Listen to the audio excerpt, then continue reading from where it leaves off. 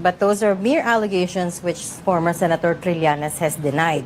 Now, about your teka lang, question, you're defending kasi Trillanes. no, I'm Yung just kaso saying, ni- I'm just saying, iba yung allegations sana of facts. sana si Trillanes na nagsabi nun eh. Yeah. You're interviewing No. me. We Pero have para interviewed maging him. patas. We Para have- maging patas. We have Yung kay interviewed him. President Duterte, Okay. so dapat itry dito. That's the point. That's allegations with proof as collected by the Allegations with proof. Ma'am, I thought it was an interview. Why are you asking for the opposition? No, I'm not asking Yun for the lang sa akin, opposition. yung mga points ko, I don't know, dapat, bakit kayo sumasagot Hindi for naman. them? Yeah, I'm not answering for them. Hindi naman, pero yung sinabi mo, yung kay Trillanes, allegation with proof. Di ba? Pero, pag doon sa 18 Marines, allegations lang. Even if it is swore in. Di ba? Where is The your premise evidence? of, That is a very serious allegation to make. And you said yesterday you had substantial evidence. So where's your evidence? And I'm not talking about the affidavit, because as we know, affidavits, especially when they're not signed, mean nothing. Where's your evidence? Feeling korte talaga siya. Feeling, asang ebidensya nyo? You know, attorney, Sir. it sounds like a lot of this information that you're holding on to is secondhand and third hand, in some cases. Can I just ask, what is your motivation? Bakit yung sinasabing second hand and third hand? Personal knowledge yun nung mga 18. Sila yung naghatid nung maleta doon sa mga iba't ibang lugar. Asking you personal about- witnesses po sila. Yes, No? but they only told you. Wala ka naman talaga doon, right? That's the definition of second hand, sir. Tanga ang puta. But they only told you. Siya yung counsel, tanga. They only told you. Siyempre, yung kliyente niya, yung merong first-hand experience, yung may personal knowledge, lawyer siya. Diyos ko po. Regina Lay, Diyos ko po. You But weren't there. I did not execute the affidavit. They were the ones who execute the affidavit. Correct. Yes, they executed. Then they told you about all of these things. So your information is secondhand, not their information. So that's what I was asking you. What is your involvement here? Lawyer siya. I think you misunderstood the rules on evidence, ma'am. But nevertheless, I What do do not I want not to understand argue about the with you. rules of evidence? Yes. What do I not understand about the rules of evidence? Wow, confident.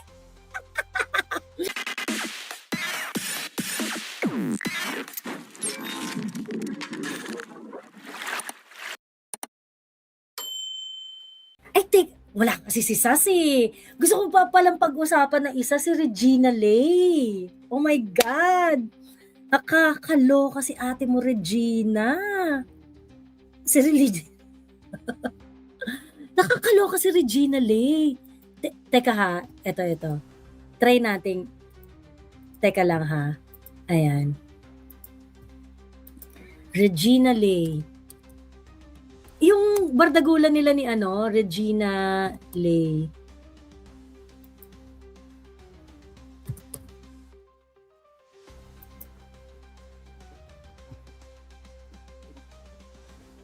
Ito. Now ruled and governed by another set of law, even by a court that is not even a state by itself, and we're no longer member of.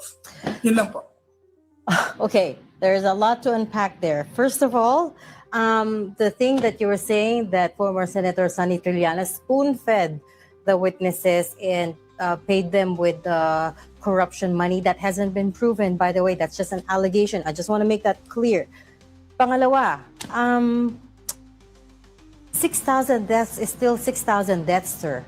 That is still a Yeah. lot. Kahit na i-compare mo pa po sa ibang periods of time. Kahit isa nga lang, ma'am. Yes, exactly. Ito na yun. Yes, correct. But ang 6,000 deaths is 6,000 deaths. That is a lot. But are those deaths related to PRRD? Regina Lay, ba't parang sure na sure ka na yung 6,000 death na yun? Ilan ang namamatay taon-taon related sa police operations? Would that number bother you? si Regina Lee.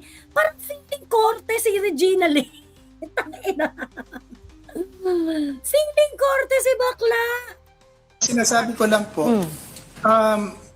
ang kaso ni Senior Parang ang inaano niya, 6,000 deaths is 6,000 deaths. O, it's grabe, madami pa rin yan. O, ano ngayon kung madami? Diba? What about the deaths ng mga ibang administration? Mas marami yun. Why are you highlighting this 6,000 and not the other tens and thousands death na involve yung ibang administration? Nakakaloka to si Regina Lee. Si Regina Lee, Anti-Claire. Anti-Claire level, tangina. Tapos yung parang, bakit feeling korte? That's just an allegation, ineme. Yeah, allegation ng mga ex-marines under oath. Diba? Parang, problema. Tangina. Ferdinand Marcos Sr. is similar to the case of President Duterte that was tried here. Okay, but Ayun lang po ang point ko doon. Ibig sabihin, Okay, but? Tangina. Okay, but? sana dito na lang. Ngayon, kay Sunny Trillanes, ang point ko lang po doon, there are allegations This- that Sunny Trillanes received 100 million pesos and spoon-fed the witnesses. Yes. Yun nga po so how will the ICC treat that now? so those Yun nga are po, if it was here, yeah. then mas malinaw. Pwede mong patawag si Those- Sunny, pwede mong patawag yung mga yung mga sunda. Yun lang po ang point ko. Kaya, Ang problem kay kay Regina Lee, why do you not even want to go there? 'Di ba? Kayo nga willing na willing kayong pumunta dun sa 125 confidential funds kahit panay allegations lang yun Kahit wala naman kayong pruweba na merong misuse or merong corruption doon. 'Di ba? But you want to go there. But for this one, why do you not want to go there? Because it's just an allegation. Regina Lee mo, no? dito ginawa. Right, but those are mere allegations which former Senator Trillanes has denied.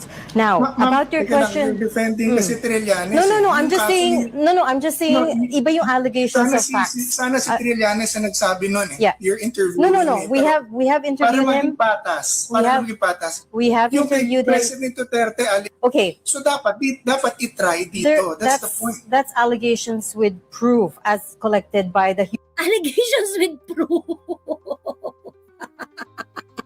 Doon ako naloka.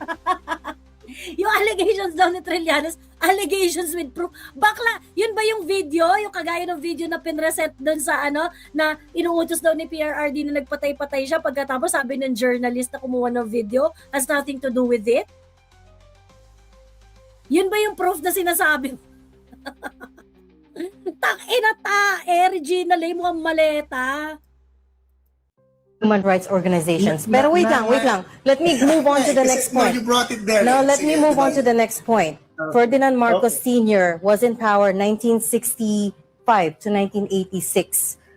May ICC, may International Criminal Court na back then, but the Philippines didn't ratify the Rome Statute until August 30, 2011. So that answers your question, why Ferdinand Marcos Sr. wasn't brought to the Hague, because we what I'm weren't part saying of the is ICC the then. Philippines is capable of handling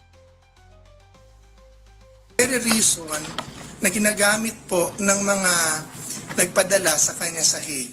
But Ay, wala during naman po his siya time, taga-Pilipinas.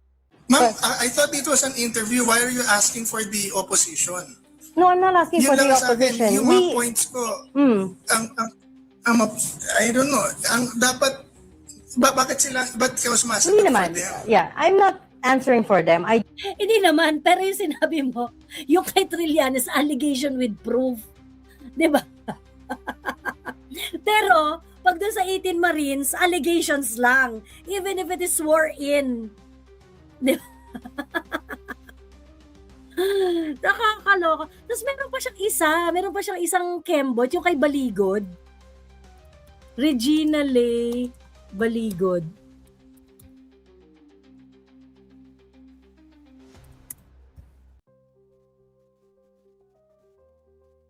Kuwata kayo. Magandang hapon po sa inyong lahat. Ayun. Thank you, sir. Okay. Thank you for joining us.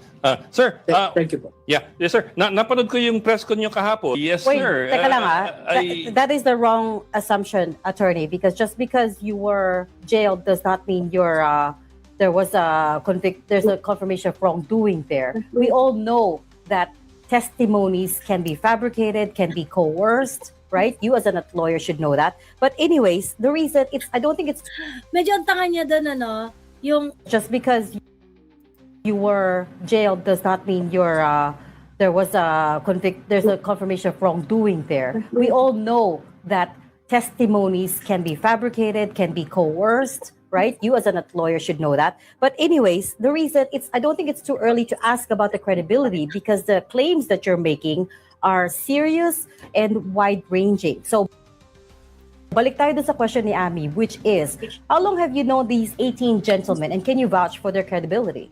So let's not play around with words, attorney. So first you deny what Ed said, which is that you are accusing them of bribery, and then now you're affirming it. Ano ba talaga? Countering Ed before, that was his question, right? Anyway, Okay, sir, let's move on. Okay, let's move on. Where is the your evidence? premise That is a very serious allegation to make. And you said yesterday you had substantial evidence. So where's your evidence? And I'm not talking about the affidavit because, as we know, affidavits, especially when they're not signed, mean nothing. Where's your evidence? feeling korte talaga siya. Asang ebidensya nyo? Tangina. Grabe, no? Pro-corruption. Pro-corruption talaga. Parang si Carmina kay Attorney Vic, bastos sa guest. Talaga, Regina, how about that guy in prison to Vestigo against VP? Tanga. Yung, yung parang pilit na gustong maging fair, pero obvious na they are protecting the corrupt.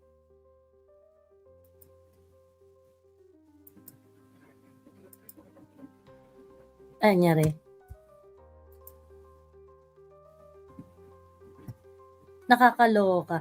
Interested Ano ang po ang Direct alam nyo, statement sir? na ibinigay. Sorry. So hanggang doon lang po ang alam nyo, sir.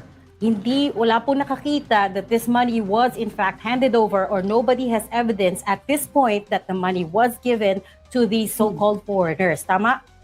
Yeah, that's Okay. correct. Doesn't that just collapse your whole argument? What is my argument? Which is that That- there was bribery involved. There was graft and corruption involved with the ICC investigators. Look. And by the way, how would the Marines recognize the ICC Wait. investigators? Let me respond to that. The bribery and graft and corruption are centered on the fact that they were all of their expenses were paid for by Saldico and Sunny Trillanes. I don't know if we hear or talaga ba? But we were going around and around in circles. Kasi. Exactly. We were going around in circles. That's why I was like, okay, let's move on. Wow, disappointed si bakla. You know, attorney, Sir. it sounds like a lot of this information that you're holding on to is secondhand and third hand in some cases. Can I just ask, what is your motivation? Bakit yung sinasabing second hand and third hand? Personal knowledge yun nung mga 18. Sila yung naghatid nung maleta doon sa mga iba't ibang lugar. Diba? Hindi ko mag-gets. Ba't yung sinasabing second hand, first hand? Yung mga kliyente niya yung naka-experience mismo.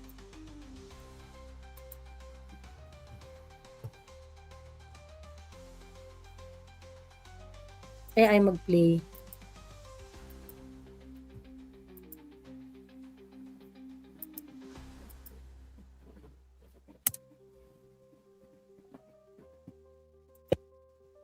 Sorry. Mute Mute po po ata kayo. kayo. That's what is your motivation here? Because all of a No, sudden, you hold this press conference alleging serious wrongdoing. We've yet to see some evidence, and I'm also just wondering Grabe yung what is your Grabe yung condescension dun sa what is your motivation here? What is your motive? Grabe, no?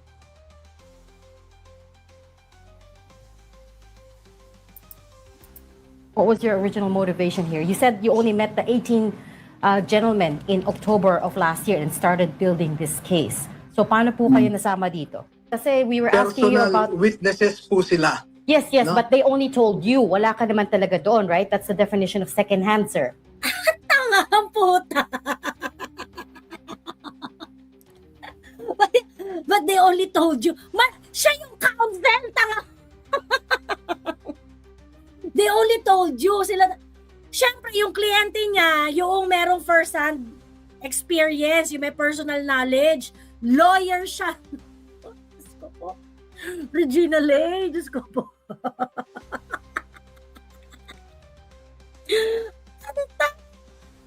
Diyos ko. Tapos, ito yung definition na sobrang tanga, sobrang yabang, pero ang bobo. No? Ito yung lumalason sa isip ng mga bata eh. Kasi of course, Regina Lay, news reporter, galing New York, mukhang matalino, kineme-kineme. Tapos aarte siya ng ganyan, na very, very confident sa pagiging tanga niya. Tapos papanoorin ng mga bata, akala nila tama yan. Akala tama yung ginagawa ni Regina Lay. Yes, but they only told you, so that's second-hand information. Sa'yo tanga ka. Hindi mo naiintindihan yung lawyer-client relationship. Boba. Diyos ko. Diyos ko, grabe, sobrang stupid. You But weren't there. I did not execute the affidavit. They were the ones who execute the affidavit. Correct. Yes, they executed. Then they told you about all of these things. So your information is secondhand, not their information. So that's what I was asking you. What is your involvement here? Lawyer siya. I think you misunderstood the rules on evidence, ma'am. But nevertheless, I What do do not I want not to understand argue about the with you. rules of evidence? Yes. What do I not understand about the rules of evidence? Wow, confident. Confident. Tangina.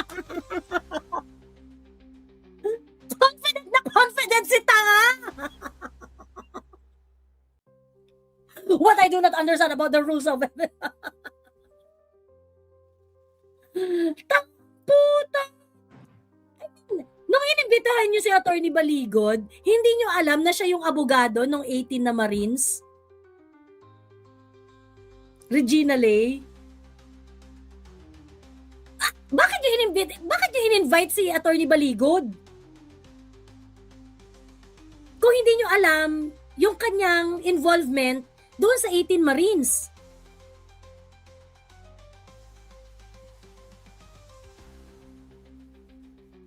Diba? Ang offend ni ate kulang na lang ang perla sa leeg, pwede niya na i-clutch. Ang sarap sampalin. Nag-audition yata to si Lay. Kakaiba siya. For describing their statement or my statement as second-hand. It's not secondhand. You weren't there, right? As you said, you yourself said you weren't there when all of these things were going on, when they were withdrawing the money. Tang ni ini-insist niya talaga na second hand. Bakla, hindi si Baligod ang magte-testify, abogado lang siya. What's your motivation, Regina? Sobrang, grab, binakapan to ng mga pink, itong interview na to. Binakapan to ng mga pink. Takang-taka siya, no? But what you know is second hand. Bakla hindi siya yung magte-testify sa korte. Ito yung literal na ang tapang-tapang, ang yabang-yabang, pero ang bobo. As in, my God. Kadiri. Ito yung mga no? And I know a lot of people who are like this. At ganito rin yung reason kung bakit nalason yung UP, yung University of the Philippines. You have a professor, very, very good professor, pagkatapos mag-u-opinion about politics. Siyempre, pagdating sa politics, iba talaga yung sasabihin nila. Kaso nga lang kasi, nire-respeto sila dun sa discipline nila. Kunwari, math teacher, math professor, things like that, ganyan. Kaya ni Shelo Magno, ni Winnie Monsod, economics professor, ganyan, nire-respeto, ganyan. Halos sila sambahin sa UP kasi nga talagang grabe talaga silang mga professors doon. And, may may galing naman talaga sila dun sa discipline nila. Pagkatapos, mag-opinion sila about politics. Automatic may premium ke. Automatic paniniwalaan ke. Lalo na dun sa mga estudyante mo. Na parang, ay grabe si ma'am. Yun ang kanyang political opinion. It must be right. And you're not going to question it anymore. And then they pass it down to the students. And the students are not going to question it because why are you going to question a professor whose class is very, very difficult to pass? 'Di ba? Eh, hindi tama talaga siguro sinabi niya ni Magno, di kaya ni Winnie Monsod. So ngayon, sila nahirap pumasa sa mga klase nito ni Winnie Monsod at saka nila Shelo Magno. Maniniwala ka dun sa political opinion nila, even if the political opinion is bobo. And I think that is the reason why UP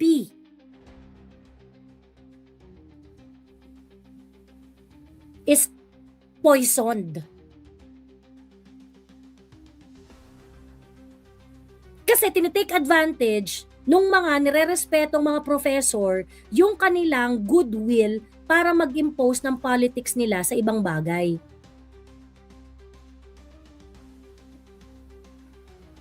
Ayun. Pero ang bait ni Baligod dito, no? Do you Giving know the money to about, somebody do else. you They know were the all meaning told to of, you. do you know the meaning of independently relevant statement? Okay, so that's what I'm also trying to get at. What is your involvement here? Bakit kayo nasama dito? You're not a prosecutor. You're not. Are you a lawyer for some of these Marines? Alam nyo, ma'am, bilang isang Pilipino, meron akong obligasyon na mahanap natin ang katotohanan at katarungan dito sa pagnanakaw ng Sir, pera Sir. sa kabad ng bayan. Oh, you don't have to tell Okay, me that. you asked We are about also my trying to get to the bottom of motivation. things. Oo, kami din. You asked about my motivation, no? Mm. Meron akong obligasyon na tumulong para malaman natin ang katotohanan. Bakit hindi na lang sabihin ni Baligod na kliyente niya yung mga yon?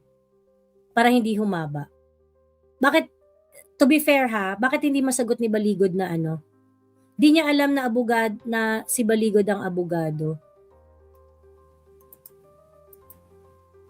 You asked about my motive. That is my motive. I don't Gusto ko understand. Pero sinasagot niya yung motibo. makaambag sa paghahanap ng katarungan. I don't understand what you mean when you say with how they treated Guteza sa Senate Blue Ribbon Committee. We all watched the hearings. In fact, si Senator Lacson wanted him to come back and to give them more details, diba? Kaya lang siya mismo yung nawala. He disappeared. So I'm not sure exactly what you mean by how they treated Guteza and why you're making it sound like he was treated very badly. Okay, number one, we all witnessed Guteza taking his oath before the committee at binasa niya yung statement niya. Ibig sabihin, yung statement niya was made under oath before the Senate Blue Ribbon Committee.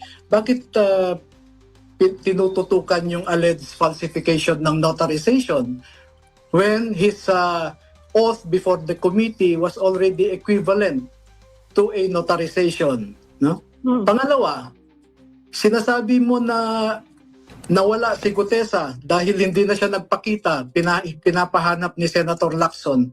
Alam niyo po ba kung bakit siya nawala? Was it on his own volition na hindi siya nagpakita?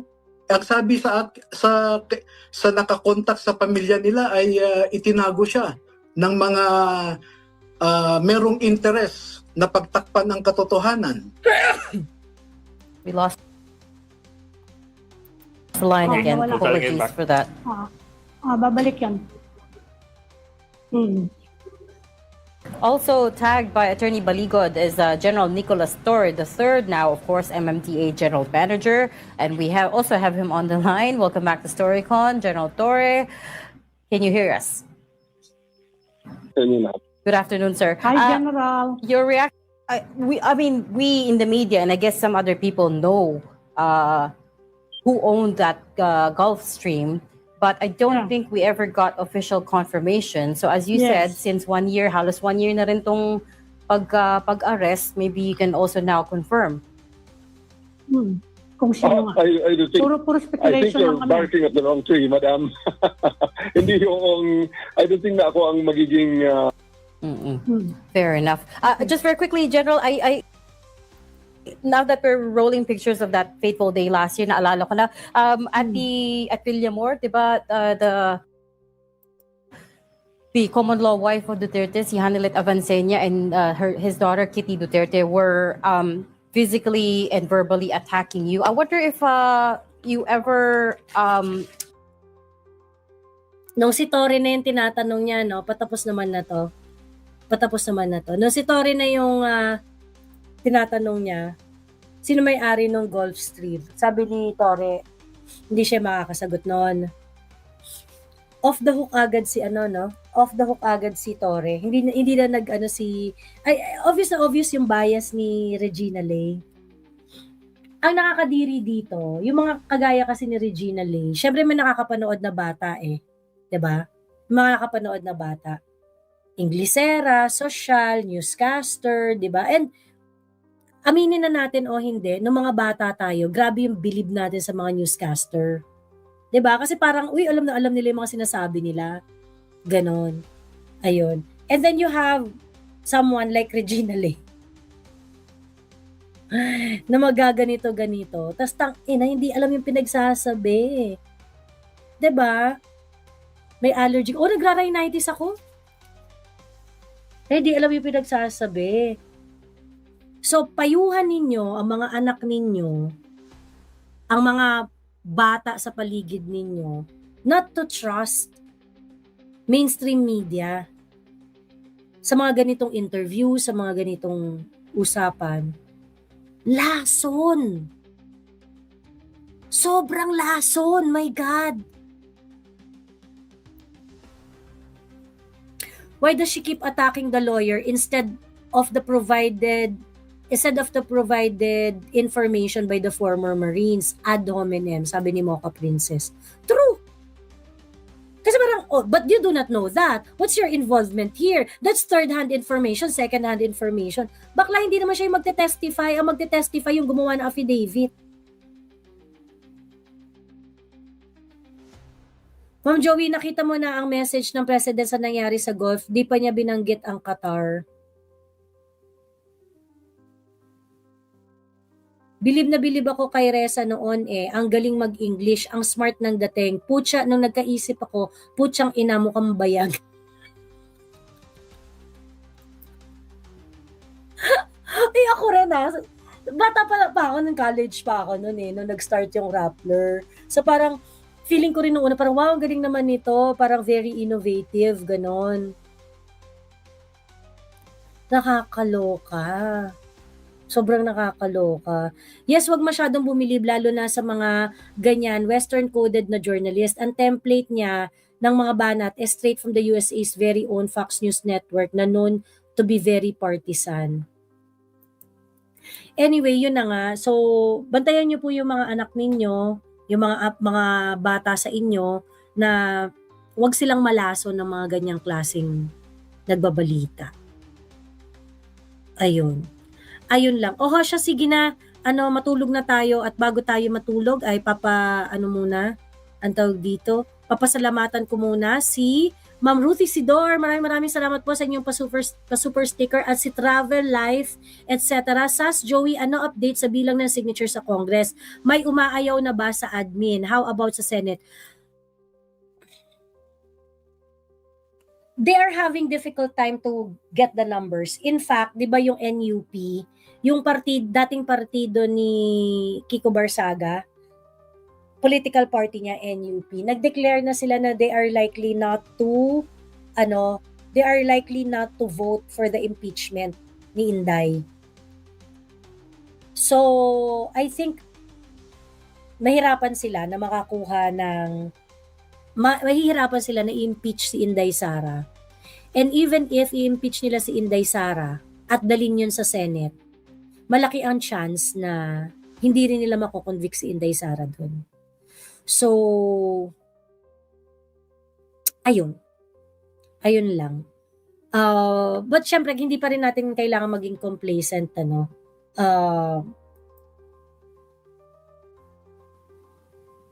gagawin nila lahat para mawala si Inday Sara sa way nila. Ayan. Okay, Ohasha, sige na, matulog na tayo. See you next time. Maraming salamat. Bye.